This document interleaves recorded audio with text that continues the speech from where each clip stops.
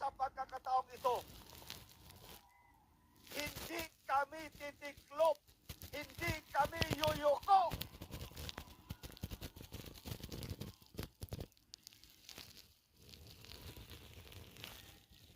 Hindi kami magpapasakop sa iyong napakasamang gobyerno.